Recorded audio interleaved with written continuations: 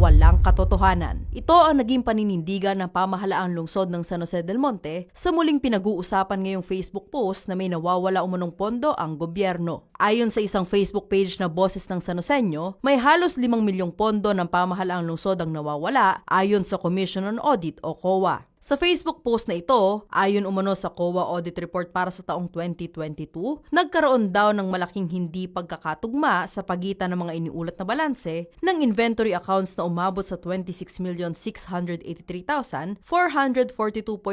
pesos at ang Report on the Physical Count of Inventories o RPCI na nagpapakita lamang ng balanse na 21,747,700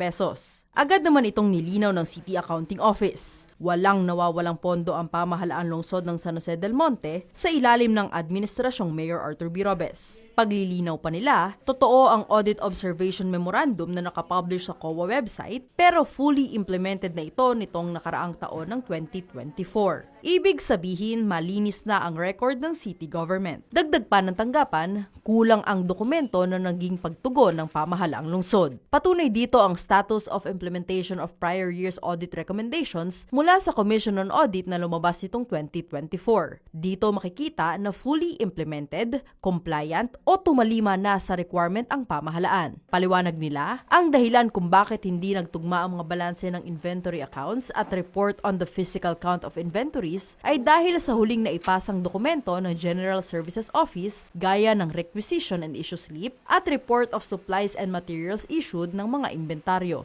Ito ay dahil sa reconciling items lamang ang mga ito.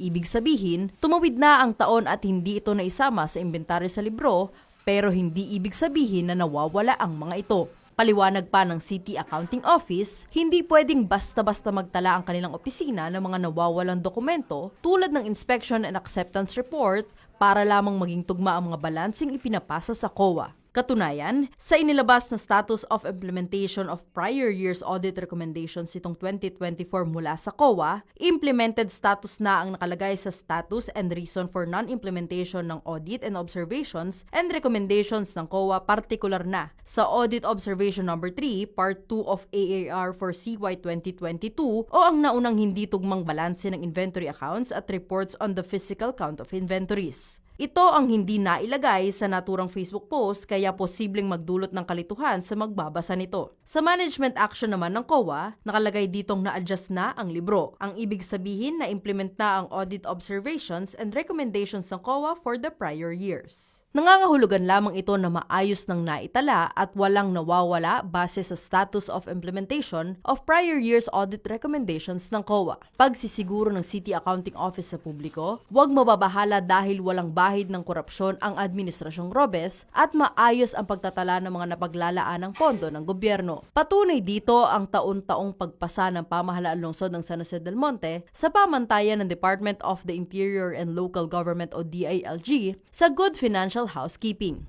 Well, sa totoo lang, dahil sa epektibo at epesyenteng paggamit at paggasta ng pondo ng city government sa ilalim ng pamumuno ni Mayor Arthur B. Robes, mula taong 2017 hanggang kasalukuyan, actually, ginawaran tayo ng DILG ng Good Financial Housekeeping Award.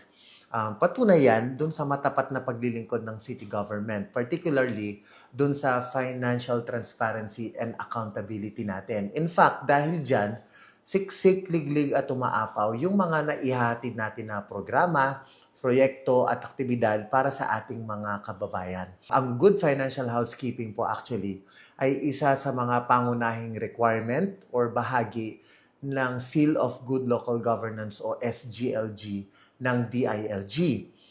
Ito yung nagbibigay pagkilala sa mga pamahalang lokal, yung mga natatangi, mahuhusay at tapat. So, hindi naman siguro tayo kikilalanin ng SGLG. Hindi naman tayo gagawaran ng pagkilala at bibigyan ng parangal for no reason at all.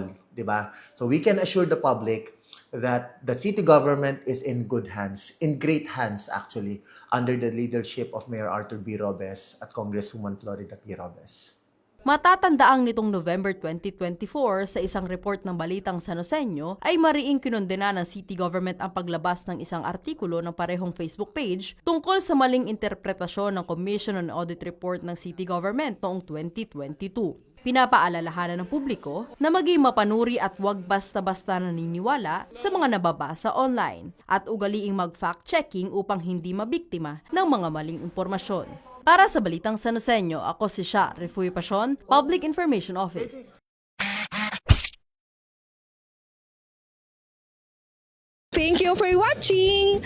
Para sa napapanahong balita at informasyon, tumutok lang sa City of San Jose del Monte Public Information Office Facebook page at iba pang mga official social media pages ng city government. Para naman maging updated sa mga aktibidad ng magkatuwang sa serbisyo, Mayor Arthur B. Robes at Congressman Florida P. Robes, i-follow ang kanilang mga official Facebook pages, TikTok at YouTube accounts.